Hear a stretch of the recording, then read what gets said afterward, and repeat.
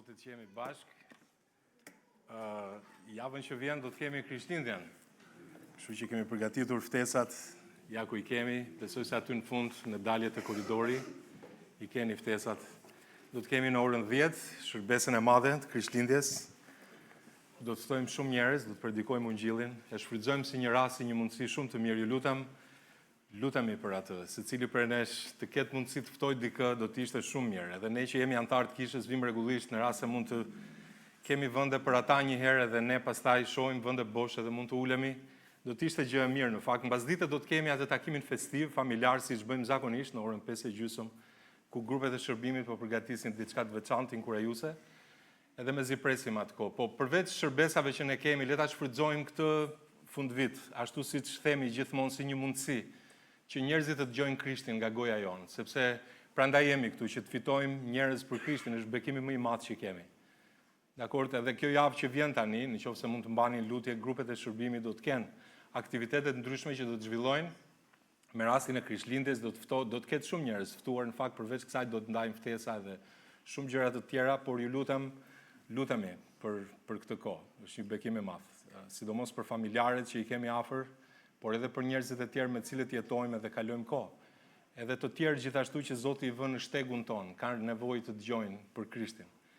Le të japim Bibla tek libri I Veprave të Apostujve. Unë javën që kaloi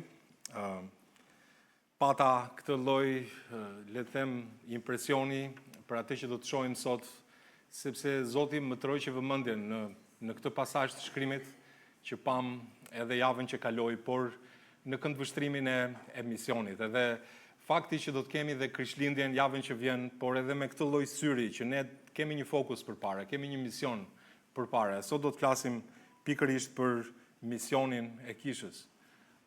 Misioni I kishës. Tani, unë nuk dua që thjesht të them disa fjalë teologjike që mund të konsiderohen të mëdha dhe të pakuptueshme për ne si besimtarë që lexojmë Biblën, por është një e vërtetë në fakt, sepse në qoftë se studioni misiologjinë apo misionet e hershme, është mirë që njeriu të ndaloj pak sa I takon themelit teologjik në lidhje me kishën. Tani ju thash, nuk dua që ti konsideroni këto fjalë të pakuptueshme, por thjesht për të kuptuar historinë e misioneve në botë. Kisha, vëllezër motra, nuk është një shpikje sociologjike apo një organizim njerëzor në mënyrë që njeriu të përmbush nevojat e tij religjioze. Jo, në fakt kisha është ideja e Perëndis për botën e pashpëtuar. Ne dim që kisha është ideja e Zotit, nuk është ideja e ndonjërit prej nesh, apo e ndonjë grupi besimtarësh që duan të shoqërizohen. Dakor, duan të kenë shoqëri me njëri tjetrin, edhe të kalojnë kohë me njëri tjetrin, po një arsye, ka shumë arsye pse kisha ekziston, po një arsye që është mbi çdo arsye, është sepse bota është e humbur. Kjo është arsye e ekzistencës kishës. Edhe ne dim se si është realiteti, si është gjendja e njerëzve, është në të vërtetë një gjendje dëshpërimi, dëshpëruese sa I takon mëkatit. Edhe kërkon një nevojë për një ndërhyrje hyjnore në jetët e tyre. Prandaj është kisha, prandaj jemi ne. Prandaj Zoti e ka lënë kishën që ai të përmbush misionin e tij përmes kishës në këtë botë. Realiteti I gjendjes njerëzore është I zymt, edhe është urgjencë të ndërhyjmë në jetët e njerëzve. Prandaj apostulli Jud tek Juda vargu 23 thuhet, por shpëtojini të tjerët, thotë. Shpëtojini të tjerët, dhe thotë me frikë, edhe vazhdon aty duke rrëmbyer zjarrit, mbani mend këtë shprehje. Duke u rryer edhe rroben e ndotur nga mishi. Edhe ky mandat që Zoti na ka lënë ne si kisha e tij nuk përmbushet përmes individualizmit, por përmbushja e misionit Perëndis në mënyrën më efektive të mundshme përmbushet duke qenë ne bashkë në unitet si një trup. Kjo është mënyra më e mirë. Edhe jo nga individ të izoluar që veprojnë sipas agjendave personale. Zoti nuk e ka pasur këtë gjë ndërmend. Madje historia biblike nuk është historia e heronjve të vetmuar, dakor që veprojnë sipas tekave të tyre, por është historia e mbretërisë së Perëndis. Edhe këtë e gjejmë gjithandej në Bibël, sepse një nga gabimet e mëdha që bëjmë edhe ne vetë shpesh, edhe në kishën tonë shpeshherë, që kemi tendencën që ta fragmentojmë Biblën. Madje shkëpusim ato vargje që na gudolisin veshët. Madje shoqërohemi me njerëz që dëshirojmë të na gudolisin veshët. Dakor? Kjo është një gjë jo e mirë për ne si besimtarë në Krishtin. Sepse Bibla është historia e mbretërisë së Perëndis. Le të mos e anashkalojmë narrativën e shpëtimit. Zoti ndërhyri në mënyrë të mbinatyrshme që ne të shpëtoheshim. Edhe Bibla është historia e mbretërisë së Perëndis, nuk është historia e një grupi individësh që vinë vërdall sipas agjendave të tyre. Por ka një qëllim, historia e Perëndis. Ne nuk duhet të ndjekim secili rrugën e tij në lidhje me jetën tonë. Ja, dhe këtë do ta them sepse profeti Isaia e diagnostikon këtë tendencë njerëzore, dakor, sepse ne si njerëz dëshirojmë që të ecim sipas rrugëve tona, sipas rrugës tënde, secili sipas rrugës tij. Ndërkohë që shikoni çfarë thot profeti Isaia. Ne të gjithë o tendeshim si dele secili prej nesh ndiqte kë rrugën e vet, dhe Zoti bëri që të bjerë mbi të paudhësia e ne të gjithëve mbi kë, mbi Krishtin. Ai bëri që të binte mbi Krishtin paudhësia e ne të gjithëve, sepse secili prej nesh ndiqte agjendën e tij, ndiqte rrugën e tij. Edhe Zoti ndërhyri dhe tha, e di si është puna, kjo lloj autonomie është shkatërruese për ju edhe nuk është e mirë për jetën e secilit për jush. Edhe Zoti ndërhyri në mënyrë hyjnore. Bibla pra duhet lexuar si historia e Perëndis. Përfshir vuajtje, përfshir konflikt, gjithçka i shërben avancimit të mbretërisë së Perëndis në këtë botë. Sigurisht që dëshmia e Zotit është një gjurmë që mund të shihet nga gjithkush. Kjo nuk diskutohet. Shembulli që ne do të shohim sot është nga Veprat e Apostujve kapitulli 6, edhe kapitulli 7, edhe kapitulli 8. Ju thash, janë të njëjtat pasazhe, por do t'i shohim në këndvështrimin e misionit. Është pikërisht koha kur fillon kisha e parë në Jeruzalem. Ju kujtohet apo jo? Kemi lexuar fjalën e Zotit. Edhe ta dini që ata u përballën me një problem. Ju mendoni cili ishte problemi? U përballën me disa vështirësi dhe ju mund të pyesni po cilat ishin këto vështirësi. Së pari le t'ju them që fillon me një gjë shumë të mirë. Në fjalën e Zotit thuhet që u rrit numri i dishepujve. U rrit numri i dishepujve. Ju mund thoni po çfarë të keqe ka kjo? Jo, kjo nuk ka ndonjë gjë të keqe, po rritja në numër, thjesht le ta pranojmë edhe këtë gjë si diçka shumë të vërtetë, sjell kompleksitet social dhe administrativ. Pra nëse njerëz mblidhen së bashku nga prejardhje të ndryshme, nga kultura të ndryshme, me një histori të ndryshme, ta dini që nëse mund ta them kështu dhe mblidhen bashkë në një komunitet, fërkimet janë të pashmangshme. Ju mund thoni po si është e mundur? Është e mundur, sepse ne këtu shohim që kisha në Jeruzalem po kalonte disa vështirësi, sepse sa herë mblidhen njerëz së bashku, do të ketë probleme, njerëzit do të ankohen, do të murmurisin, edhe një gjë e tillë pa diskutim që nuk është e mirë. Megjithatë këtu i adresohet një problem, fjala e Perëndis te Veprat e Apostujve kapitulli 6, dhe shikoni me vëmendje. Por në ato ditë duke u shumuar numri i dishepujve, pra u rritën në numër. Lavdi Zotit që u shpëtuan, sa më shumë. Edhe u bën një murmuritje, thot, nga ana e helenistëve kundër hebrejve, sepse vejushat e tyre po liheshin pas dore në shërbesin e përditshme. Tani fjala helenist këtu, le ta kuptojmë në kontekst, janë hebrejnë të diasporës, dakor, që jetojnë në territoret e Greqisë, edhe ishin kthyer edhe në Jeruzalem në atë kohë. Edhe këta kishin adoptuar pikërisht kulturën heleniste, edhe flisnin greqisht. Edhe këta ishin helenistë quheshin, por ishin hebrejnë, vinëre, hebrejnë të diasporës. Edhe këta thot ishin, si thua, u bën një murmuritje nga ana e këtyre kundër hebrejve. Çfarë ishin këta? Këta ishin autokton që flisnin hebraisht ose në dialektin hebraik, në gjuhën aramaike, të cilët ishin njerëz që ruanin në mënyrë, le të them, konservatore traditat e etërve të tyre. Jemi të qartë ky është ndryshimi. Edhe ja ku kemi këtu helenistët, të cilët murmuritën kundër hebrejve, sepse vejushat e tyre po liheshin pas dore në shërbesin e përditshme. Ndërkohë që këta hebrejt u jepnin prioritet vejushave të tyre, do me thënë, këta u ankuan pse edhe vejushat e tyre liheshin pas dore. Dhe Bibla sigurisht përcakton edhe le të them ato kualifikime në sytë e Perëndisë se cila kualifikoi një vejush ashtu siç duhej dhe na thuhet e letrat e Timoteut një gjë e tillë. Por shikoni tani që të 12-tët, mbasi mblodhen numrin e madh të dishepujve, thanë, nuk është mirë për ne që ta lëmë fjalën e Perëndisë për të shërbyer në për tryeza. Dakor, pra ka shumë punë fizike që duhet bërë, ka njerëz që kanë nevoja, sigurisht, edhe prandaj vëllezër, kërkoni midis jush thuhet 7 burra, edhe shikoni si duhet ishin këta me dëshmi të mirë, të mbushur me frymën e shenjtë dhe me urtësi, të cilët do t'i vendosim në këtë detyrë. Pra apostujt e thanë një gjë të tillë, edhe kurse ne thanë do të qëndrojmë duke ju kushtuar lutjes dhe shërbesës së fjalës. Pra kemi një prioritet dhe këtë duhet ta zgjidhim.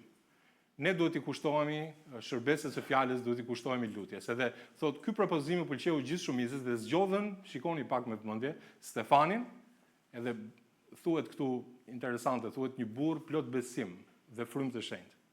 Edhe shikoni emrat e tyre: Filipin, Prohorin, Nikanorin, Timonin, Parmenin dhe Nikollën, një prozelit nga Antiokia. Sa ishin këta? 7, po. I paraqitën pastaj përpara apostujve, të cilët mbasi u lutën vënë duart mbi tafë dhe ndërkaq fjala e Perëndisë po përhapej dhe numri i dishepujve shtohej fort, lavdi Zotit, në Jeruzalem dhe një numër i madh priftërinj i bindej besimit. Ata që ishin fetar, pra i bindeshin besimit, i bindeshin Krishtit. Edhe kjo është ajo çka po shohim këtu. Edhe këta u quajtën më vonë dhjak, interesant, që do të thotë vjen nga fjala greke, fjala dhjak, diakonos, që do të thotë shërbëtor. Edhe shohim këtu se çfarë po ndodh. Në fakt 7 burra u zgjodhen, edhe lista e këtyre është shumë domethënëse. Edhe ky Stefani që shikoni këtu është flisë greqisht. Edhe interesant sepse të gjithë këta emra, nëse unë i kam studiuar, janë emra grek. Kjo është shumë interesante. Janë emra grek këta. Edhe shikoni çfarë urtësie që kishin apostujt, edhe kisha e parë. Duke qenë se helenistët, pra këta e brejnë të diasporës, kishin këtë lloj problemi në mesin e tyre, çfarë bën apostujt? Ata zgjodhen 7 burra, të cilët do të udhëhiqnin tani këtë lloj problemi për ta zgjidhur, pra zgjidhjen e këtij problemi, do ta udhëhiqnin, do t'i jepnin zgjidhje, edhe zgjodhen pikërisht ndër radhët e grupit helenistëve, që këta të ishin drejtues për të zgjidhur këtë problem që ekzistonte midis tyre. Shikoni çfarë urtësie. Dhe kjo tregon, e dini çfarë? Tregon besim edhe përfshirje. Njëkohësisht dashuri që puna e Perëndisë të kryhet. Nuk është puna e Zotit që duhet të fitojë dikush kreditet, jo. Secili person bën pjesën e tij, bën punën e tij edhe këta mund të bënin shumë. Është një akt i fuqishëm, vërtet përfshirje dhe besimi. Shpesh ne kemi krijuar një imazh të kufizuar për djaqët, duke i parë ata si njerëz që thjesht merren me gjëra fizike, që le të them hapin mbyllin dyert e godinës, apo bëjnë organizime, aktivitetesh, apo merren me gjëra fizike, që gjërat të shkojnë mirë, jo, nuk është kjo. Shumë më tepër se sa aq. Në fakt, Stefani, ai theu çdo stereotip. Ai ishte një person, ashtu si thuhet në fjalën e Perëndisë, mbushur me frymën e shenjtë, një burr plot besim dhe frymë të shenjtë thuhet aty. Shikoni me vëmendje. Edhe më tej, nëse ne do lexojmë edhe vargun 8, shohim se si ishte Stefani. Ja shikoni vargun 8, thotë Stefani plot besim dhe fuqi, thuhet aty. Edhe kjo tregon që karriera e tij na jep përshtypjen fillimisht filloi me shpërndarjen e ushqimit në për tryeza dhe fryma e shenjtë e Zotit, si thua çfarë bëri me të? Nuk e kufizoi aty shërbimin e Stefanit. Thjesht duke u marrë me diçka fizike. Por çfarë ndodhi? Ai, si thua, u bën një apologjet ose mbrojtës i besimit. Ai fliste, ai predikonte. Ishte vërtet një kanal i mrekullive hyjnore Stefani, dhe kjo na mëson se nuk ka shërbesa të vogla në mbretërinë e Perëndisë. Mjafton që dikush të jetë besnik në gjëra të vogla, edhe Zoti hap derën për fuqi dhe për gjëra më të mëdha. Prandaj thuhet aty dhe Stefani plot besim dhe fuqi, thotë bënte mrekulli dhe shenja të mëdha nëpër popull, dhe disa nga sinagoga, shikoni me vëmendje, që quhej libertinëve, të kirenarëve dhe të aleksandrinëve. Këta ishin judenj gjithashtu. Dhe të atyre të Kilikis dhe të Azis, thotë, u ngritën, thotë, që të debatonin me Stefanin. U ngritin që të debatonin me Stefanin dhe thotë, por nuk mund t'i bënin ballë, thotë, urtësisë dhe frymës me anë të së cilës ai fliste.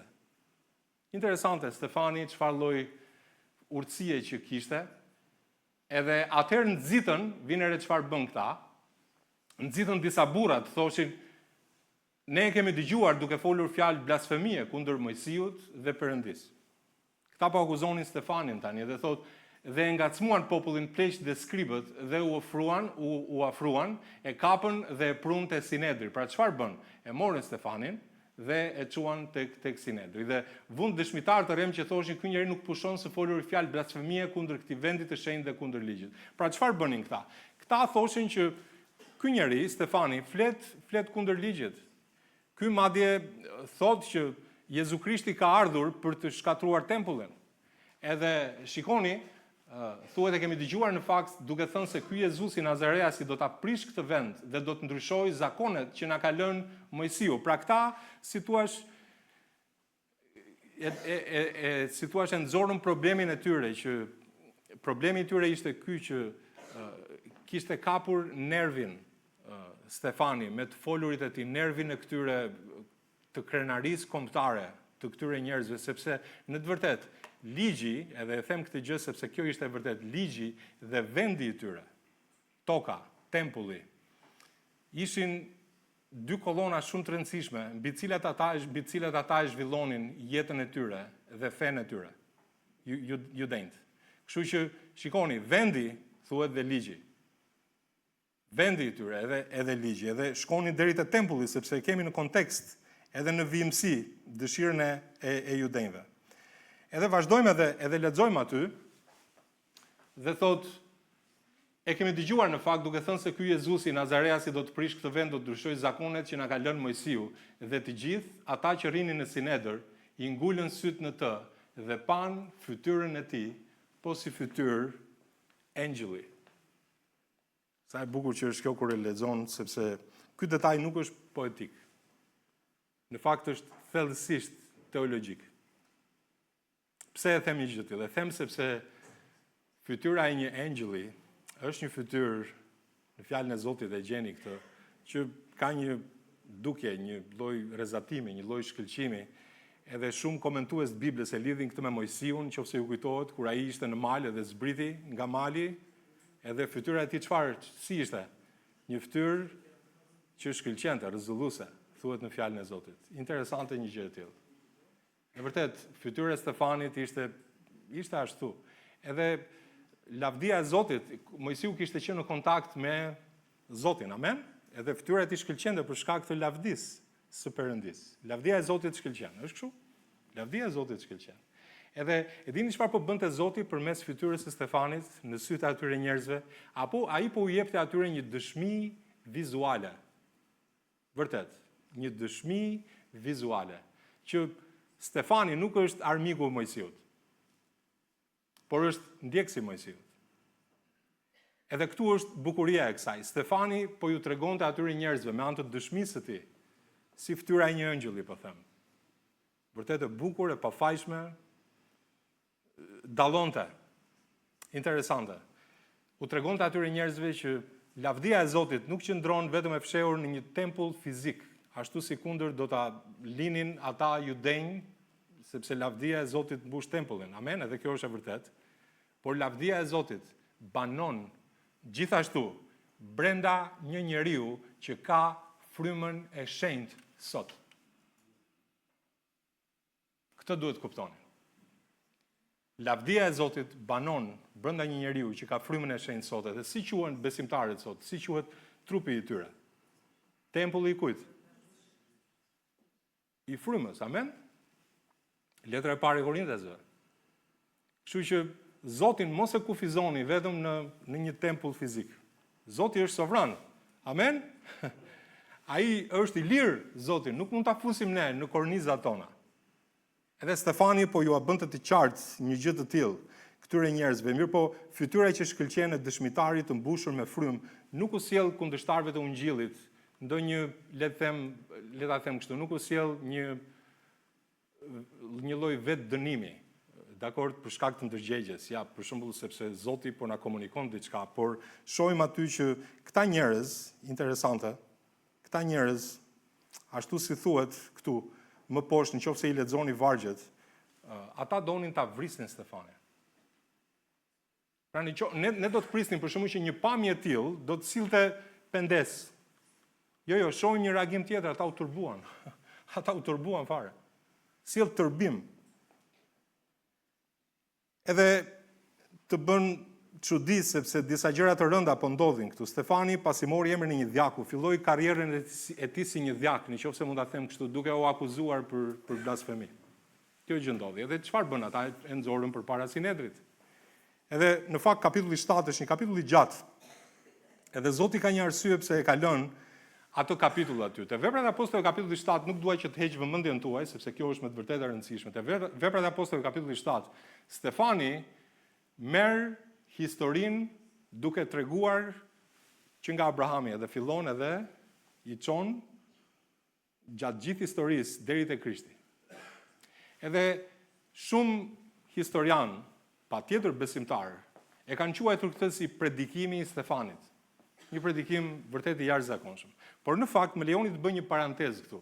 Predikimi i Stefanit nuk ngjan shumë me predikimet që bëhen sot në krishterëm. Çfarë bëjmë ne zakonisht? Marrim një pasazh të shkrimit apo një temë të caktuar, edhe nxjerrim një kontekst nga shkrimi, edhe fillojmë edhe zbulojmë ato thesaret e fjalës Perëndisë. Është kështu? Kështu i bëjmë predikimet. Edhe është një gjë shumë e mirë. Mirë po, ai i cili quhet predikimi i Stefanit është ndryshe. E dini pse, vëllezër motra? Sepse Stefani aty po tregon historinë e Perëndisë. Ai po tregon që juve jeni pjesë e kësaj historie. Pra, për Stefanin, Bibla nuk ishte një, le të them, konglomerat i ngjarjeve të shkëputura. Jo. Çdo gjë në fjalën e Zotit për Stefanin ishte historia e Perëndisë. Nga fillimi edhe deri në momentin që ai po predikonte. Pra, juve që jeni populli i Perëndisë, po u thoshte ai, jeni pjesë e kësaj historie. Nuk po ju tregoj unë ndonjë ngjarje, do të thënë ndonjë rrëfenj, ndonjë mitologji, ndonjë prall. Jo. Unë po ju tregoj historinë e Perëndisë. Edhe juve jeni pjesë e kësaj historie. Edhe ai po ju tregonte atyre faktet e historisë që nga fillimi deri në momentin kur Stefani po fliste. Kjo është situata. Është historia e Zotit. Edhe ai nuk tha që okay, le të debatoj tani me ju dhe do t'ju tregoj pse e keni gabim dhe pse un kam të drejtë. Jo, ai u tha, di si është puna, kjo është historia. Edhe ju e dini. Edhe ai u shfaqi historinë edhe. Stefani u tregoi historinë e Perëndisë, filloi me thirrjen e Abrahamit, sepse të gjithë ata ishin judenj, hebrejnë, bita Abrahamit, i çonë për gjithë historinë e popullit hebreik, nëse lexoni me vëmendje Veprat e Apostujve kapitulli 7, ju lutem bëheni pas shërbesës sot ose në shtëpi kur të shkoni, nuk do ta lexoj tani, por ai e merr historinë nga Abrahami, më pas tek Mojsiu, tek ligji, tek Josueu, tek profetët dhe i trajton gjatë gjithë historisë deri tek ardhja e Mesis, se si ata kishin kryqëzuar Mesin, i cili kishte ardhur më në fund. Edhe ata e kishin kryqëzuar. Dhe u tregoi atyre se Bibla është një histori. Është historia e Perëndisë, historia e mbretërisë së tij. Stefani e kuptoi nga ana tjetër që problemi i këtyre njerëzve të Sinedrit, i cili ishte gjykata supreme e judenjve në atë kohë, që merrnin vendime të rëndësishme, nuk ishte mungesa e njohurisë, por mungesa e interpretimit të dur. Pra ata interpretonin gabimisht historinë. Ata shikonin gurët. Dakor, por nuk shikonin pra detajet, nuk shikonin murin. Le t'ju a them, ne kemi atë shprehjen popullore që themi gur bëhet mur.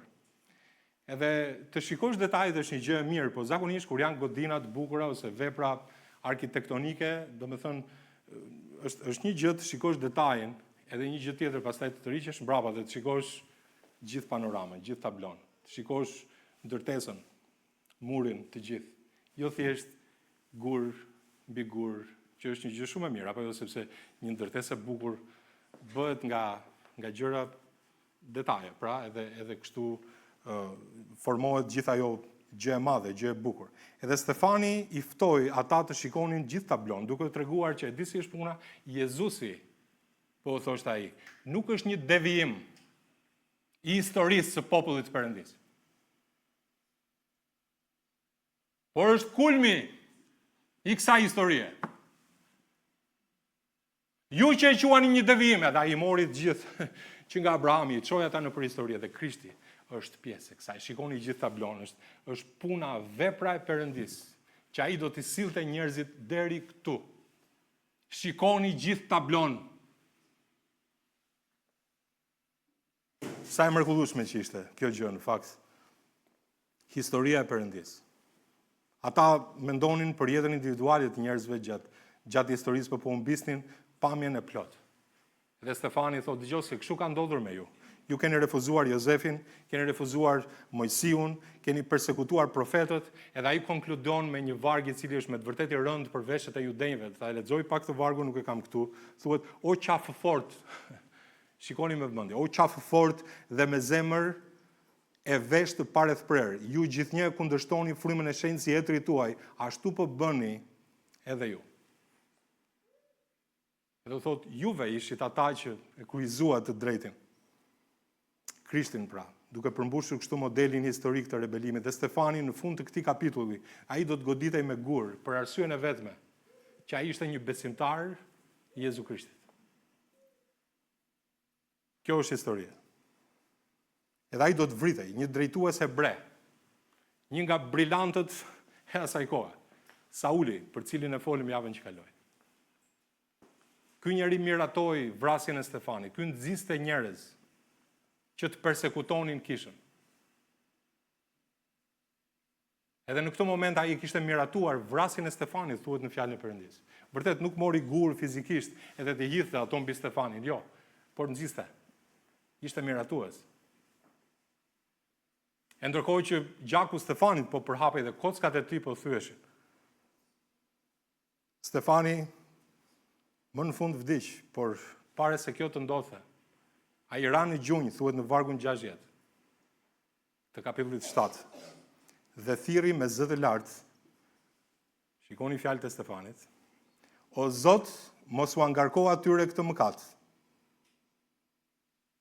Dhe si tha këtë, fjeti, thuhet në fjalën e Zotit. Ani, Stefani nuk vdiq si viktim. Leoni t'ua them këtë gjë, ai vdiq si fitimtar, ju më thoni pse? Sepse ai nuk lejoi që urrëtia atyre njerëzve të hynte në zemrën e tij. Ai vdiq me vizionin e Perëndis dhe planin e tij, jo me dëshirën për hakmarrje personale. Zot, shkatërroi këta, nuk e bëri Stefanin që t'i tha uat, fali ata për këtë gjë. Çfarë njeriu? Ai nuk vdiq me dëshirën për hakmarrje personale, dhe këtu mbaron kapitulli 7, edhe megjithse imazhi, fytyra e Stefanit. Ajo fytyra atij njeriu. Gjaku që ai derdhi. E dini çfarë prodhoi? Edhe kjo vërtet mua më maknit. Ajo fytyrë e Stefanit. Gjaku i tij i derdhur. Shërbeu si një far që të dilte ai që ne e quajmë apostulli Pal. Ju mund thoni pse? Ju kujtohet kur Pali gjatë rrugës për në Damask takoi Jezusin, ju kujtohet? Dhe Jezusi tha, Saul, Saul, pse më përndjek? Është e rëndë për ty të godasësh me shkelm kundër gjembave. Ajo fytyrë e Stefanit, ai gjak i derdhur. Dhe gjithë ato përndjekje që ai kishte bërë ndaj kishës Perëndis, kishin shërbyer si një gjëmb që do të thyen te kokën e Palit. Derisa ai më në fund i besoi Krishtit. Edhe le t'ju them këtë gjë, sa do e vështirë që mund të duket edhe për ju, por asnjë vuajtje një besimtari për lavdinë e Perëndis nuk shkon kot. Ne nuk e dim në të vërtet, mund të mos shihen menjëherë frytet, po asnjë vuajtje për Krishtin nuk shkon dëm, ato janë të sigurta në planin e Perëndisë. Dhe ky Sauli nga Tarsi, për cilin kemi dëgjuar, është ai që më vonë do të njihet si apostulli i parë dhe do të shkruante një pjesë të madhe të dhjatës së re.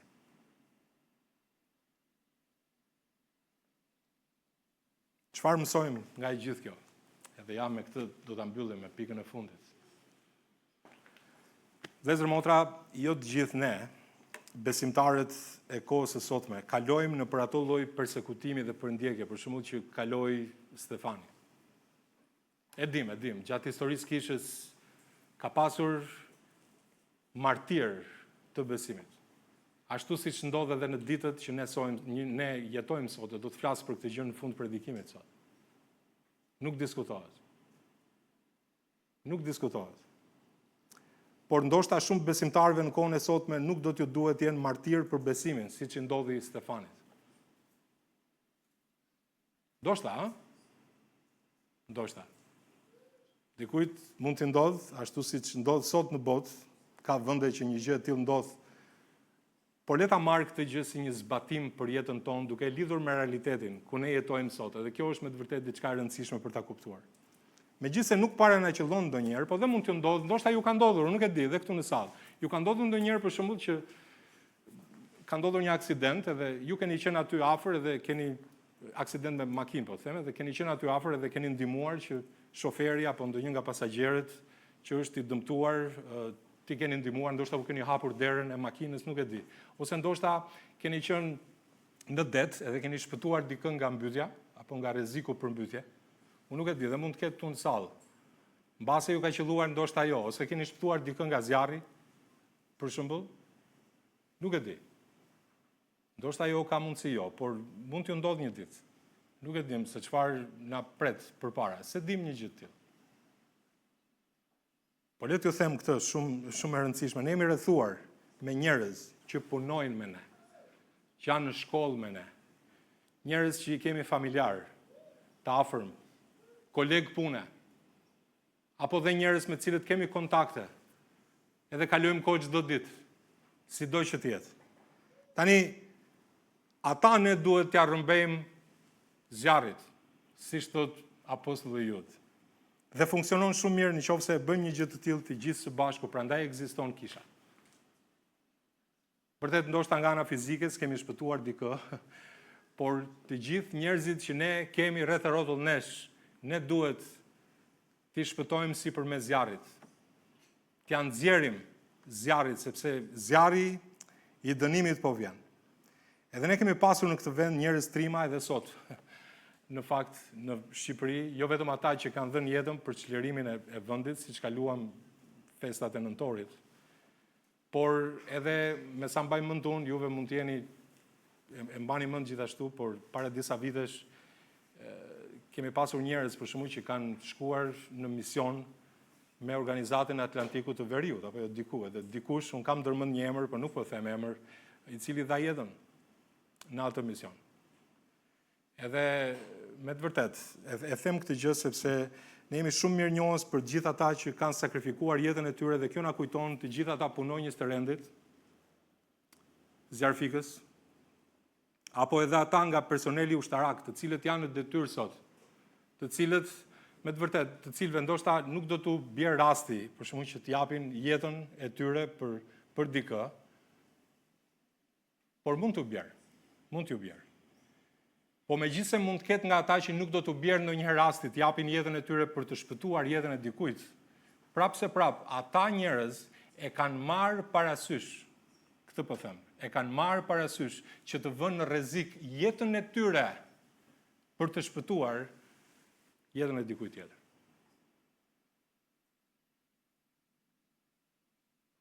Le të mendojmë pak për këtë. Po pse ne që jemi besimtarë në Krishtin, nuk e konsiderojmë Zotin që ai të jetë i denj për të njëjtin lloj përkushtimi, siç kanë edhe këta njerëz për të cilët unë po flas tani. Pse Zoti nuk është i denj për ne si besimtarë sot për të njëjtin përkushtim ndaj tij për njerëzit që ne mund të nxjerrim nga zjarri?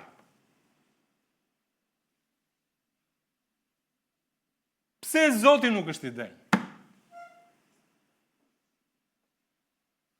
Nëse dikush është zjarfikës ose punonjës i rendit ose pjesë e personelit ushtarak dhe shpëton dikën nga rreziku, nga zjarri, nga uji, nga vdekja, sido që të jetë, ai është hero, apo jo, në shoqërinë tonë ne i quajmë ata njerëz heronja. A nuk është kështu? I quajmë heronj, edhe sepse zjarfikësit, policët, ushtarët që rrezikojnë jetën, ata shpëtojnë fizikisht njerëzit, jetët e tyre fizikisht. Po, këtë bëjnë. Edhe imagjinoni një zjarfikës, për shembull, që hyn në një shtëpi ku ka marrë zjarr, edhe flak ka aty në shtëpi. Edhe ai do që të shpëtojë jetën e një fëmie. Dhe njerëzit nuk i thonë atij, e di si është puna, po pse je kaq fanatik për detyrën tënde o njeri? Shko ri me gruan, me fëmijët e tu.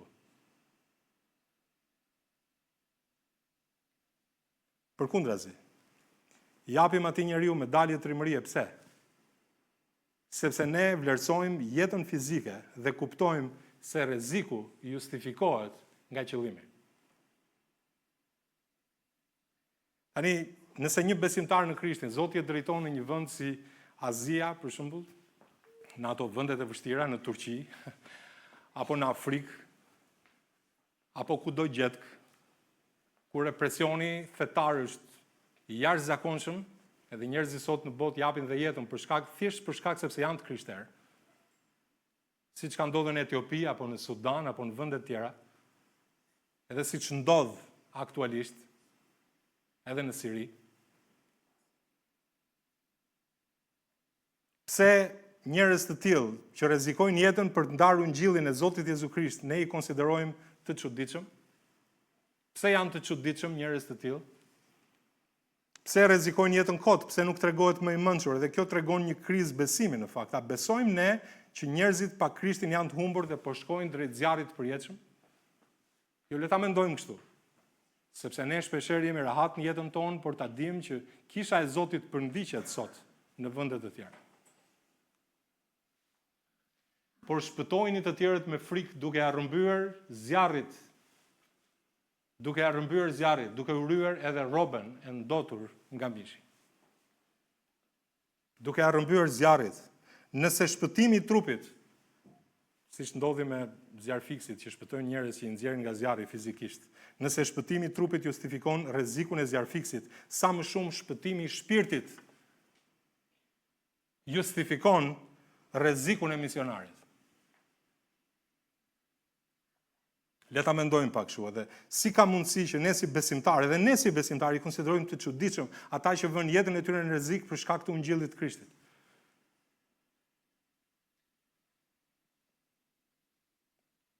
Dhe jo hero. Për shembull, nuk po them që duhet japim kredite, ne njerëz jemi. Por thjesht e them në këtë lloj analogjie, në gjuhë metaforike, siç do ta them edhe më poshtë, po është për të ardhur keq që ky lloj reagimi po bëhet kulturë në krishtërimin e sotshëm dhe pa hequr asnjë merit, asgjë ndaj atyre që shërbejnë dhe mbrojnë jetën tona fizike, absolutisht, madje me shumë respekt dhe nderim e themi që ti lavdi Zotit për ata njerëz që bëjnë këtë punë. Që ndërhyjnë për të rrezikuar jetën e tyre për të shpëtuar jetën e dikujt. Sa mirë. Shumë prej nesh le ta mendojmë këtë atëherë, a është i denjë Zoti për të njëjtin përkushtim? Sa u trakon shpirtrave të njerëzve? A është i denjë Zoti? Shumë prej nesh ndoshta nuk do të jemi në një pozitë të tillë si këta njerëz, por a do ta donim të ishim në një pozitë të tillë? Stefani. Interesante, nuk ishte nga ata njerëz që shkonte në kishë për shkak se ishte e volitshme. Nuk ishte nga ata njerëz që shkonte në kishë vetëm kur nuk binte shi. Apo kur nuk ishte ftohtë. Jo, ai nuk shkonte as për të përfituar ndonjë gjë për veten e tij apo për familjen e tij. Po Stefani pa në kishë diçka të madhe. Ai pa Perëndin aty, ai pa planin e Zotit në jetën e tij në kishë. Edhe ju lutem, mos më keq kuptoni për këto gjëra që po them, sepse sigurisht që ka njerëz që dëgjojnë ungjillin, shpëtohen, lavdi Zotit. Dhe ata kanë nevojë edhe sa mirë që vjen, që të mësojnë, të drejtohen, të marrin drejtimin nga fryma e Zotit, të rriten, të maturohen, edhe kanë nevojë për ndihmë shpirtërore, për një këshill, për një mësim nga fjala e Zotit, pa diskutim, një lloj inkurajimi. Sigurisht, ata sa mirë, dikush ka nevojë fizike, edhe ne mund të suportojmë për të ndihmuar njerëzit që kanë nevoja pa diskutim. Por sa mirë që i kemi midis nesh, edhe sa mirë që kemi njëri tjetrin, sepse njerëzit këtu duhet të fillojnë. Është një vend i mirë për të filluar, se ne mblidhemi bashkë për të mësuar, për të marrë diçka fillimisht. Por kur dishepulli rritet, kur dishepulli maturohet, kur dishepulli piqet në besim, dini çfarë ndodh? Nuk është çështja më për të që unë duhet të marr diçka apo të plotësoj nevojën time. Jo, për atë besimtar çështja tani është Perëndia. Është fjala e tij. Çfarë mund të bëj unë? Çfarë mund të jap unë? Si mund të shërbej unë? Si mund të ndihmoj unë dikë tjetër? Sepse është i pjekur, i maturuar, edhe do që të jap. Do që të shërbej. Jo vetëm pse s'më foli, pse s'ma dha, pse s'ma bëri këtë, pse kështu, pse ashtu. Jo. Ai kalon në për të tjerë në një stad tjetër. Shërbimi, investimi, dhënie dhe jo ankesë dhe murmuritje. Ai do që të shërbej Zotit, jo të merret duke u murmuritur me të tjerët. Edhe kjo është rritje, nuk diskutohet. Pastaj vim këtu tek vepra 8 dhe mund të rrim pak këtu, po jo shumë. Sauli për shembull ishte personi që e mbikëqyri vrasjen e Stefanit. Thuhet por Sauli e kishte miratuar vrasjen e tij, por në atë ditë u bë një përndjekje e madhe thot kundër kishës në Jeruzalem. Shikoni me vëmendje çfarë po ndodh këtu. Dhe të gjithë u shpërndan nëpër krajinat e Judes dhe të Samarisë përveç apostujve. Dhe thot, dhe njerëz të devotshëm e varrosën Stefanin dhe bën gjëm të madhe për të. Po këtu thuhet, të gjithë u shpërndan nëpër krajinat e Judes dhe të Samarisë për thot përveç apostujve. Dhe ka edhe besimtarët Biblës për shkak që kur lexojnë këtë vargë thon po këta u shpërnda kisha, po këta rrin aty. E kupton, prisni, kujdes me këta. Kujdes me këtë lloj interpretimi. Sepse gjërat në fjalën e Zotit dhe zërmotra duhen parë në kontekst. Në kontekst duhet kemi shumë kujdes. Dhe vazhdojmë në vargun 3, dhe të mos kalojmë pa u vënë re. Thot, por Sauli po shkatronte kishën. Hynte shtëpi më shtëpi duke tërhequr zvarr, burra dhe gra dhe i fuste në burg. Folëm për këtë edhe javën që kaloi. Në vargun 4, shikoni çfarë thuhet në vargun 4. Lexojmë çika, e keni këtu përpara. Unë po e lexoj këtu. Ata pra që u shpërndan, shkonin për qark dhe fshiheshin në shpella dhe hanin ushqim të konservuar që kishin vërë më njanë që të jetonin në shpella për 3 ose 4 vjet në kohë trazirash. Kështu thuhet? Jo. Por se thuhet, ata shpallnin fjalën. Ata shpallnin fjalën. Ishin duke predikuar fjalën e Zotit. Shikojmë si vazhdon historia këtu. Dhe Filipi, shikoni, ky ishte njëri nga ata të shtatut. Shumë mirë. Faleminderit që ke memorie dhe mban mend. Shumë mirë, do të pyes pastaj në fund. Filipi zbriti në qytetin e Samarisë. Shikoni si përmendet tu dhe u predikoi atyre në Krishtin, thotë dhe turmat me një mendje të vetme u kushtonin vëmendje gjërave që thoshte Filipi duke dëgjuar, duke parë shenjat që ai bënte, frymra të ndyra dilnin nga shumë veta që ishin të pushtuar, duke bërtitur me zë të lartë dhe shumë të paralizuar të çalë u shëruan dhe në atë qytet thuhet u bë një gëzim i madh. Tani këtu kemi përndjekje, vuajtje, këtu kemi çfarë? Gëzim të madh. Sa e bukur që është Bibla, çfarë do bënim ne? Nëse nuk do ta kishte këtë lloj ekuilibri të mrekullueshëm edhe që të na tregojë që vërtet që në jetën krishtere ka dhimbje, ka vuajtje, patjetër. Po ka gëzim gjithashtu. Ka gëzim. Dhe ky është një bekim i madh. Thjesht kur e mendojmë. Dhe ndonjëherë themi për shkak kur janë ato vargje të vështira në Bibël e themi ky varg nuk është për mua. Edhe thash, ne jemi specialist për të fragmentuar Biblën sipas interesave tona. Por me kujdes, sepse vargjet e Bibël zbatohen për ne gjithashtu. Duhet kemi kujdes. Tani për herë të parë ungjilli i Krishtit po shtrihej jashtë Jeruzalemit dhe Judes. Siç tha Jezusi. Kë kemi këtu? Samarin, apo jo? Ju kujtohet si u tha Jezusi te Veprat e Apostujve kapitulli 1 dhe vargu 8, është një varg të cilin ne e citojmë, por ju do të merrni fuqi, thot Jezusi, kur fryma e shenjtë të vinë mbi ju dhe do të më bëheni dëshmitar, thot në Jeruzalem, thot dhe në gjithë Juden dhe Samarin dhe deri në skajin e dheut, thuhet në fjalë e Perëndisë. Këtu kemi jashtë Jeruzalemit tani ungjillin e kemi në qytetin e Samaris. Po tani më lejoni të shpjegoj pak në kontekst atë që unë e përmenda pak më përpara për apostët. Ndonjëherë ne i kemi paragjikuar dishepujt që ata nuk e kishin kuptuar edhe nuk kishin larguar menjëherë për të predikuar ungjillin. Por themi për shembull dhe me krenarin ndonjëherë themi po ja, u duhet të ndodhte një përndjekje atyre që ta kuptonin që ungjilli duhet shpërndar. Dakor, Zoti ka planin e tij, edhe është një pjesë e të vërtetës kjo që po thoni. Por ju lutem shumë i rëndësishëm konteksti gjithashtu. E dini çfarë u tha Jezusi atyre te Veprat e Apostujve, kapitulli i parë, edhe vargu 4, ai u tha atyre rrini në Jeruzalem. Ta lexoj vargun? Thotë dhe duke u mbledhur bashkë me ta ju urdhëroi që të mos largoheshin nga Jeruzalemi, por të prisnin premtimin e Atit që keni dëgjuar nga unë, tha Jezusi. Ata duhet rrinin në Jeruzalem. Vëllezër motra dhe apostujt ishin njerëz nën urdhra. Ta them edhe një herë, ishin njerëz nën urdhra. Jo mund thoni landi tani e prishe fare punën sepse ata me që pritën premtimin e Atit dhe fryma e shenjtë e Zotit kishte ardhur, atëherë ata duhet të dilnin dhe të shpërndanin ungjillin. Ju lutem. E dini ju që të gjithë apostujt e Jezusit nuk ishin nga Jeruzalemi? E dini këtë gjë? Shikoni se nga ishin ata, studiojeni.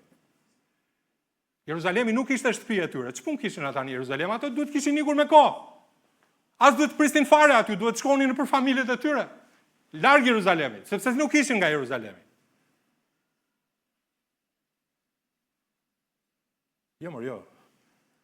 Jezusi u kishte thënë të qëndronin aty. Edhe ata ishin njerëz nën urdhra. Nën urdhra. Bani mend që Jeruzalemi në atë ditë, në atë kohë, le të them në ato ditë, ku ne po shikojmë dhe po studiojmë fjalën e Perëndisë, kishte njerëz të ardhur nga e gjithë bota. Helenistë që ishin hebrejnë diasporës, njerëz të tjerë, prozelit që ishin të konvertuar në ferën judaike, kishin ardhur gjithashtu për të festuar rreshajat. Kishte shumë njerëz që ishin mbledhur nga e gjithë bota. Sipas po të studiojmë të dhënat antropologjike të asaj kohe, do të shohim që mund të kenë qenë 200.000 deri në 250.000 të ardhur, domethënë 1 milioni. Mendoni pak në Jeruzalem. Sa mund ta kishin sforcuar infrastrukturën e qytetit Jeruzalemit aq shumë njerëz. Mendoni pak. Edhe kisha e Zotit aq të gëzuar ishin ata sa që duke parë këta njerëz kaq shumë që kishin ardhur.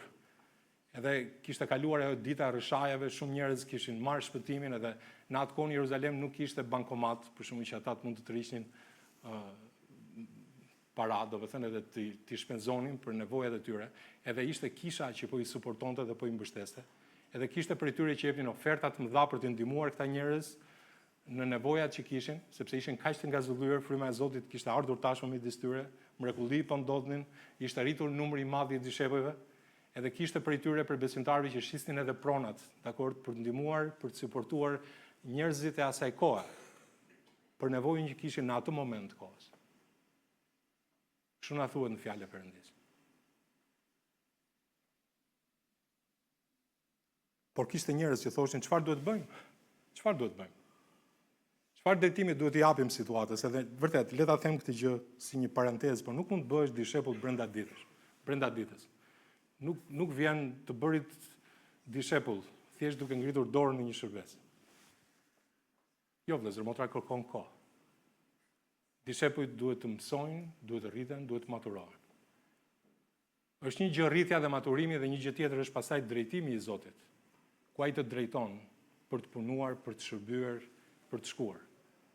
Kjo nuk diskutohet, edhe nuk ishte koha për ta në fillim që të lëviznin, derisa fryma e shenjtë t'i pajiste ata me këtë lloj energjie dhe fuqie. Nuk ishin gati, por tani ishte koha. Edhe u shpërndan në çdo drejtim dhe thuhet përveç apostujve, por mbani mend, edhe apostujt nuk qëndruan gjatë aty. Ata shërbyen Zotit. Dhe secili prej këtyre dishepujve me përjashtim të Gjonit do të martirizohej gjithashtu për shkak të besimit te Krishti. Këta do të vriteshin në një vend të caktuar, në një kohë të caktuar dhe të gjithë do të merrnin ungjillin, do t'u çonin të tjerëve në vende të tjera. disa si Thomai, për shembull, të shkonin në Indi, madje në Kinë, ndoshta në Japoni, thuhet në disa kronika. Të tjerë në drejtime të ndryshme në Afrikën e Veriut, disa do të shkonin në Evropë dhe në Ballkan deri në Iliri. Kështu thuhet në fjalën e Perëndisë tek Romakët kapitulli 15. Të tjerë do të shkonin në Azinë Qendrore me përjashtim të Gjonit, të gjithë do të jepnin jetën për besimin te Krishti. Në vargun 3 këtu ne e lexuam, edhe unë do ta mbyll me këtë. Si një lloj koncepti e kam fjalën. Por Sauli shkatronte kishën, hynte shtëpi më shtëpi duke tërhequr zvarr, burra dhe gra dhe I fuste në burg, edhe ne mund të themi Zot, po pse e lejon vuajtjen ti? Pse e lejon vuajtjen? Zoti nuk e lejon vuajtjen shpeshherë thjesht për hir të vuajtjes. Ai ka shumë arsye pse lejon vuajtjen në jetën e besimtarëve. Provat në jetën e tyre, vështirësitë në jetën e tyre, dhe ka shumë arsye. Me të vërtetë ka shumë arsye. Një arsye mund të jetë që ne e gjejmë në fjalën e Perëndisë një gjë të tillë që ne të mësojmë, të rritemi, të maturohemi.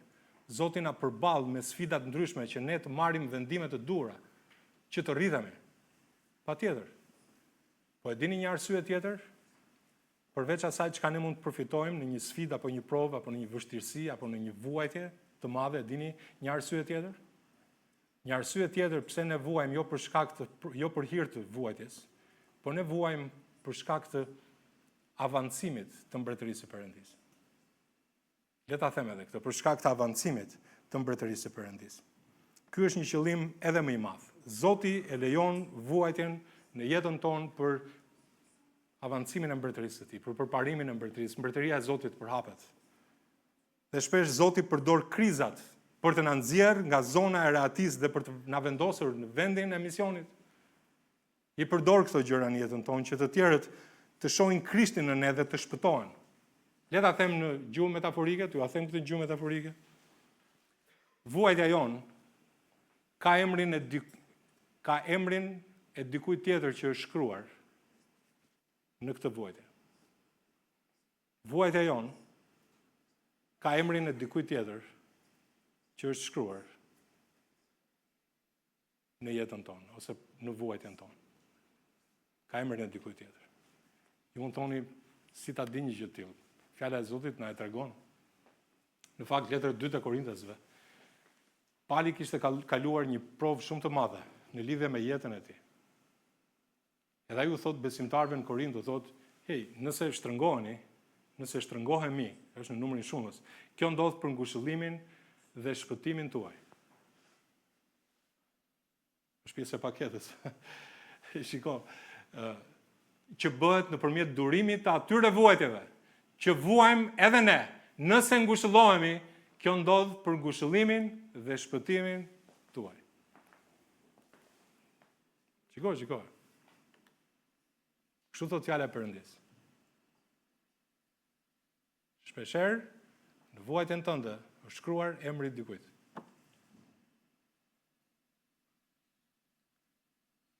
Dikush ndoshta do të shpëtohet, dikush do të inkurajohet, dikush do të kaloj provën që me anë të forcës që ti je ngushëlluar, sepse ka nevojë për ngushëllimin tënd.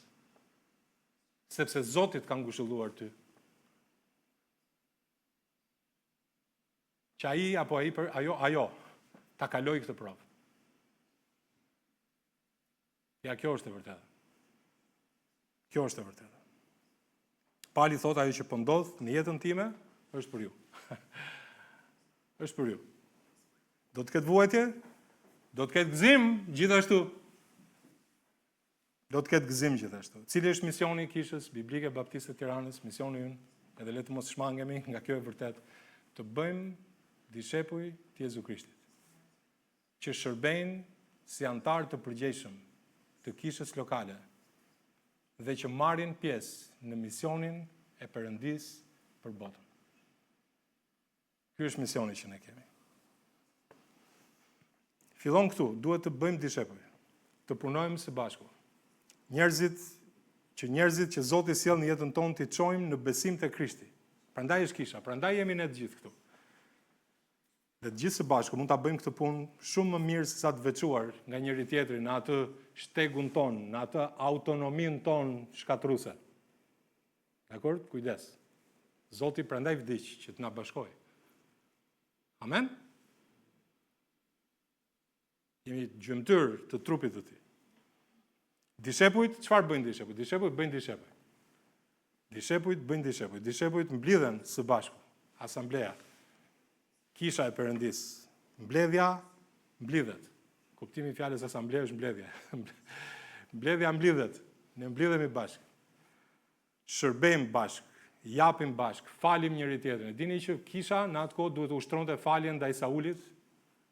Dini çfarë kishte bërë Sauli? Ai që quhej Saul më përpara. Ai kishte përndjekur të afërmit e tyre. Vëllezërit, motrat, prindrit të atyre njerëzve në kish.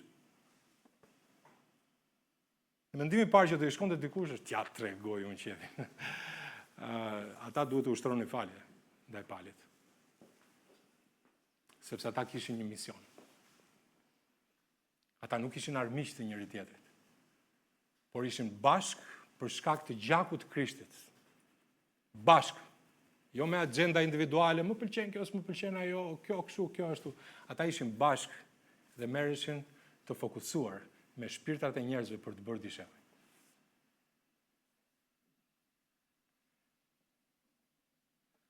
Ata vuanin bashk, gëzoheshin bashk.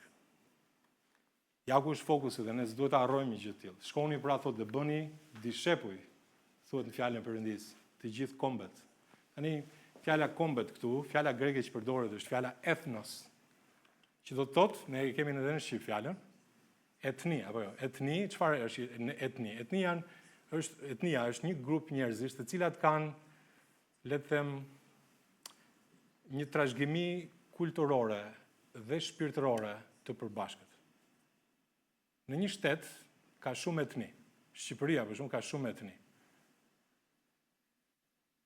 Kemi njerëz të cilët kanë kultura të veçanta, ato janë etni, kombe, nëse mund ta quaj kështu. Shqipëria është një shtet, por ka shumë etni brenda saj. Grupe shoqërore që kanë kultura të përbashkëta. Ju sjell ndërmend ka Shqipëria plot është e mbushur.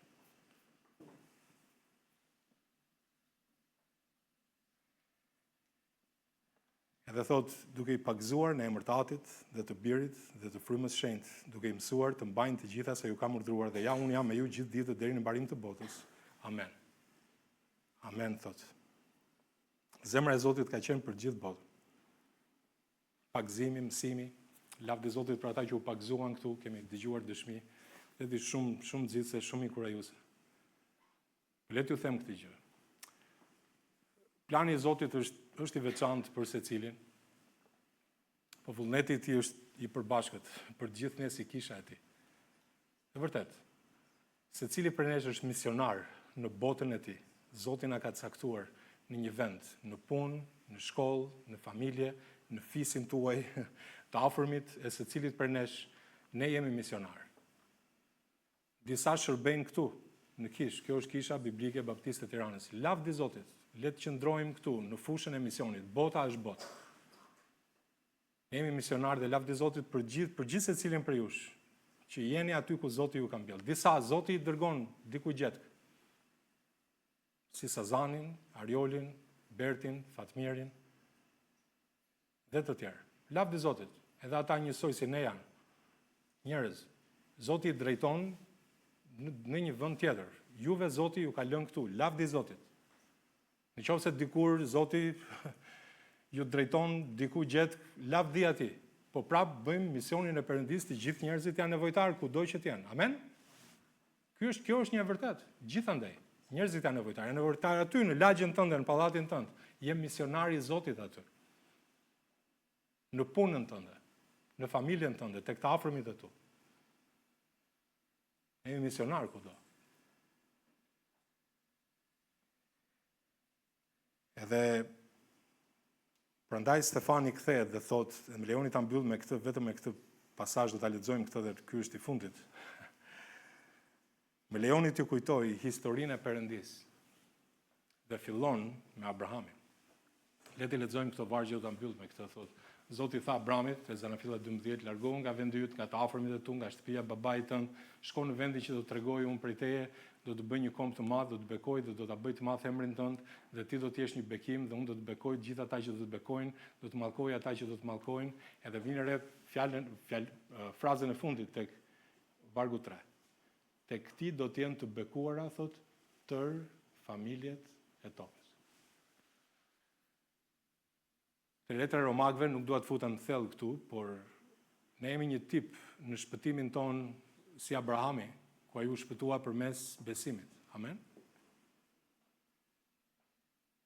Abrahami u shpëtua përmes besimit. Edhe interesante, po të shikoni këtu, tek ti do të jenë të bekuara tër familjet e tokës. Kjo fjalë është në hebraisht këtu, se dhjata e vjetër është shkruar në gjuhën hebraike. Por dini ju që kjo fjala familje këtu është ekuivalenti i saj i fjalës ethnos. Gjithashtu që përmendet tek Mateu kapitulli 28.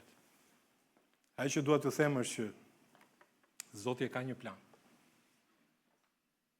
Që nga fillimi.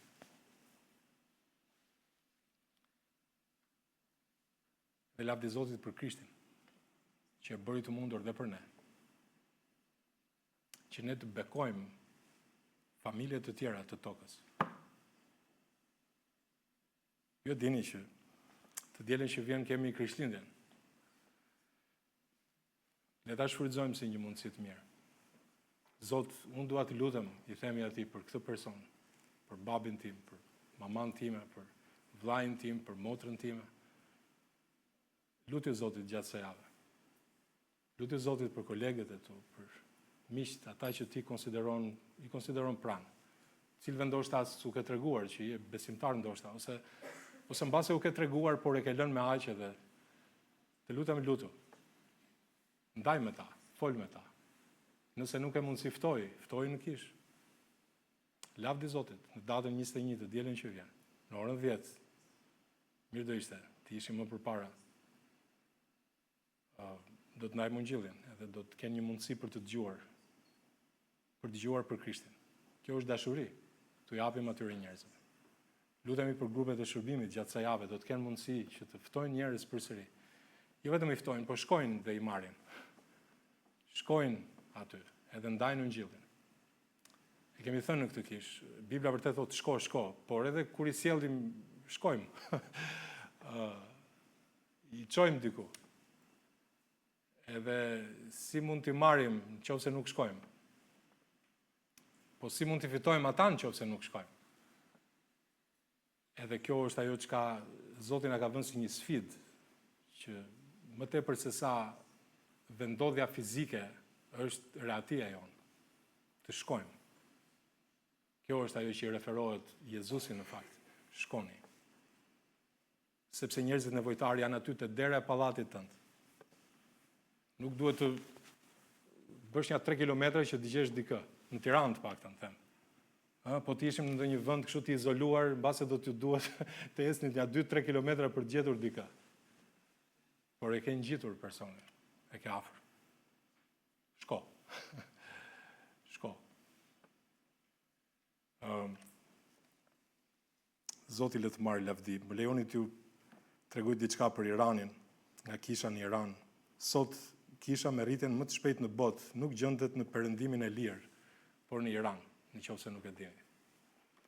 Ajatollahët kanë qenë ndihmësit më të mirë të ungjillit, sepse kanë treguar se cila është fytyra e vërtetë e fesë së tyre. Nëse një regjim shtypës, ku konvertimi dënohet me burg ose vdekje, kisha po shpërthen. Pse? Lejoni t'ju lexoj këto. Sepse besimtarët atje kanë zbuluar atë që zbuloi Stefani. Jezusi vlen më shumë se jeta. Ata nuk kanë ndërtesa, buxhete apo programe të sofistikuara. Ata kanë vetëm ungjillin dhe frymën e shenjtë dhe kjo mjafton. Gratë luajnë një rol të jashtëzakonshëm atje duke shpërndarë ungjillin shtëpi më shtëpi gjithashtu. Kjo na sfidon ne në Shqipëri, e përdorim lirinë tonë për të fjetur gjumë apo për të avancuar mbretërinë e Perëndisë. A është Perëndia i denjë për të njëjtin përkushtim? A është ai i denjë? Le të ulim kokën gjithë.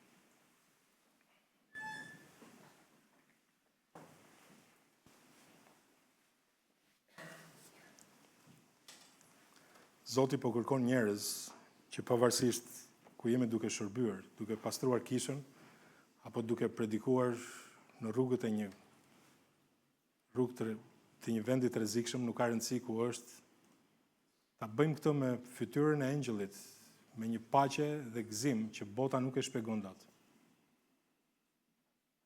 A është Perëndia i denj? Vërtet, historia e shpengimit, kryqi i Krishtit, gjaku Stefanit, i martirëve, kurora e lavdis që na pret, të gjitha thrasin me një zë të fuqishëm. Po, ai është i denj. Zoti është i denj. Le t'ia rrëmbejmë zjarrit, njerëzit. Le t'ia rrëmbejmë. Le të jetojmë si njerëz që e besojnë këtë. A e beson këtë? Nëse Zoti ka folur sot. A mund të thuash që unë dua të jem një dishepëll, që bëj dishepoj, që shërbej, që ndihmoj, që ushtroj falje ndaj tjetrit. Një dishepëll që vuan, një dishepëll që gëzohet. A mundesh? Mund të thuash Zotit, Zot, unë dua. Të jem ai që ty të pëlqen. Nëse Zoti ka vënë në zemrën tënde që ti duhet të mësosh të bëhesh vetë një dishepëll, të lutem na kërkon ndihmë. Ne kemi mundësi t'ju lidhim me dikë në këtë kishë personalisht që të ndihmoj, që të mësoni shkrimet, të mësoni fjalën e Perëndisë, është dishepullizim personal. Na thoni pas shërbesës, do t'ju japim mundësi që të mësoni dhe të bëni dishepull. Nëse jeni një dishepull, keni vite në këtë kishë, a investoni jetën tuaj për të bërë dishepull? A bëni dishepull? Nëse Zoti ka vënë në zemër emrin e dikujt që ke në familje, në pallat, ndoshta e ke shok në punë, kolege, apo e ke në shkollë, Krishtlindja vjen, dhe t'u japim një mundësi, mund të lutesh për të. Mund të lutesh për ta, mund të lutesh për familjen tënde, që Zoti të përdorë këtë fundvit me njerëzit që ke rreth e rrotull. Nëse Zoti ka folur, lutem, a mund të lutesh për këto gjëra? Le të lutet secili përpara Zotit dhe unë do ta mbyll me një lutje.